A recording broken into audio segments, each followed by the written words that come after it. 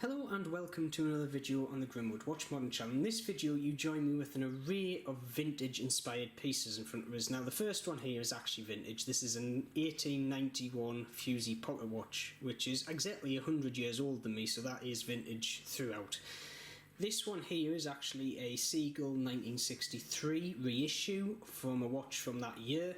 This I consider as one of the best value for money mechanical chronographs you can get at this moment in time. Lovely watch, wears great, covers a lot, it ticks a lot of my boxes anyway. I use that as actually a dress watch most of the time.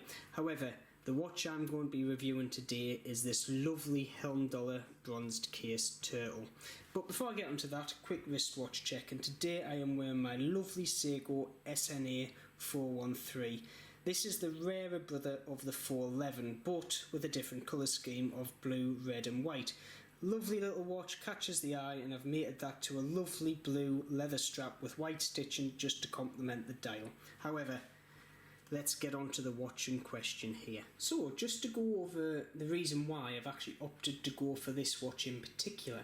Now, for a few months now, I've been wanting to scratch the itch for a bronze style watch, or cased watch I should say, but there's been a few things that have been putting me off actually pulling the trigger on one. The other thing that's been playing in the background as well is I've been wanting another Seiko turtle after selling my Black Ninja turtle to fund for my Black Bear 58, which I'm still on the waiting list for, hasn't come to fruition yet, but hopefully soon. And then we have Heimdallr, who just basically went, right, you want both of these, we'll give you both of them in one watch. So I've got a bronze case turtle here, and I just thought, right, I'm going to have to go for that.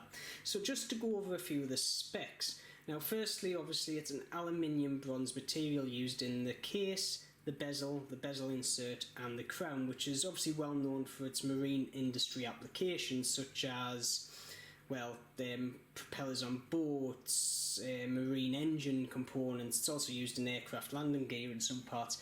And the reason why they use it is because one of it's corrosion resistant to salt water, it's very good, and to be honest, it's better than stainless steel.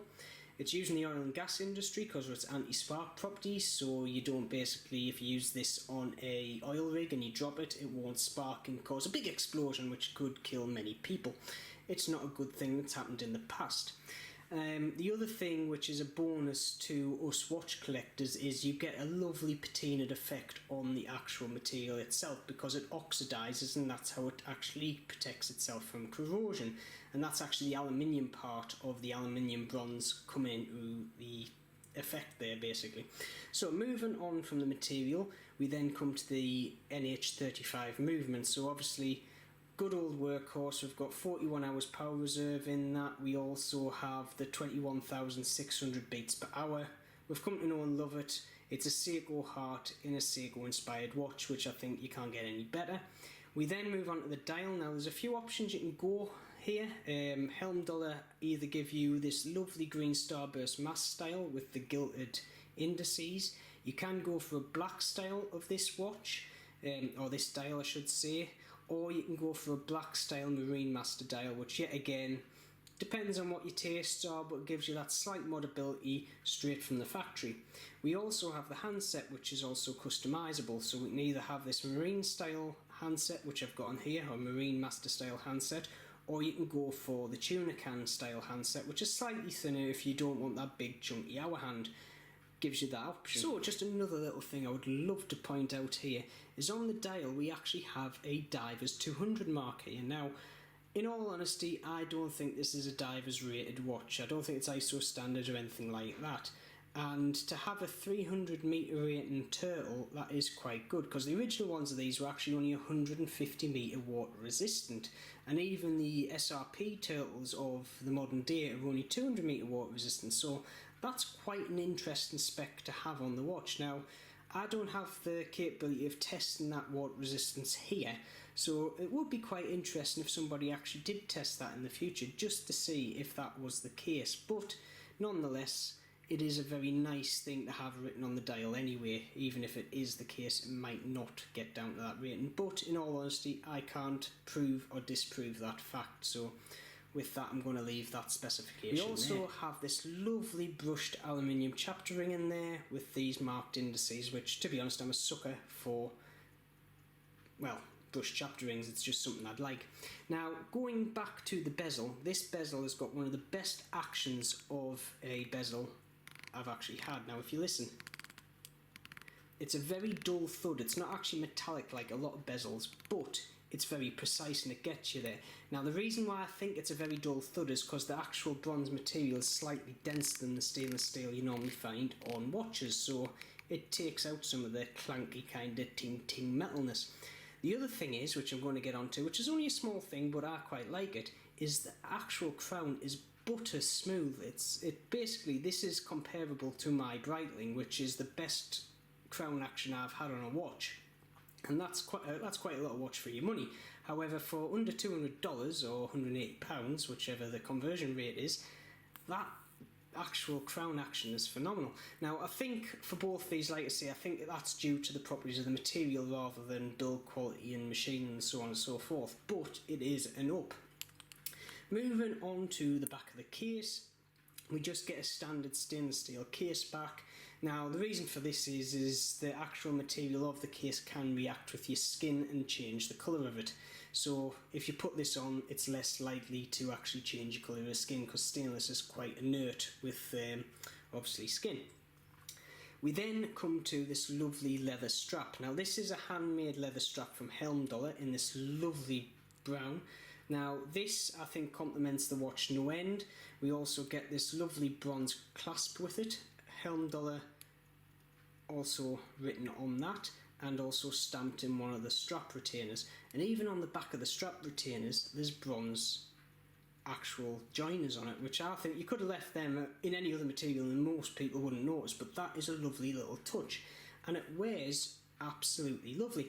If you don't want the leather, because some people do have a bugbear about putting leather straps on dive watches, even though vintage dive watches did use leather straps that was impregnated with oil to keep them a bit waterproof, but you know, some people are, you know, very determined on putting rubber on their divers. You can get a rubber style diver strap for this watch.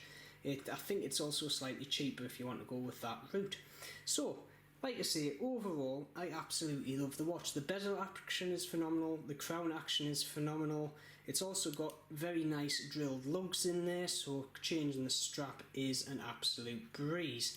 You also get a 2-year warranty with the watch, which, to be honest, Heimdallr customer service, from what I've experienced, has been second to none. You email them, they'll email you straight back, and there's a lot of people, including myself, who have had maybe a slight few issues and they fix them very, very quickly without any hic whatsoever. So that's one thing that I can say is very good. One thing to keep in note, which might be a slight bad point, is we don't get a luminescent pip at 12 o'clock on the bezel insert. Now, to be honest, I think that's to keep in line with the very vintage look. I think if you put that in there, it would stick out a bit like a sore thumb. And I think having that slightly pinkish kind of undertone on all the markers on the bezel insert also worked quite well. However, if you did want to put a little maybe dab of luminescent paint in that pip, that would work, or even a pip from another bezel insert, that would work as well if you did want that little kind of 12 o'clock glowing pip. So I don't think that's too much of an issue.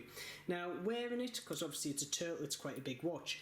Now, just in context, my wrists aren't too big. They're around about 6 3/4 inches if I remember rightly.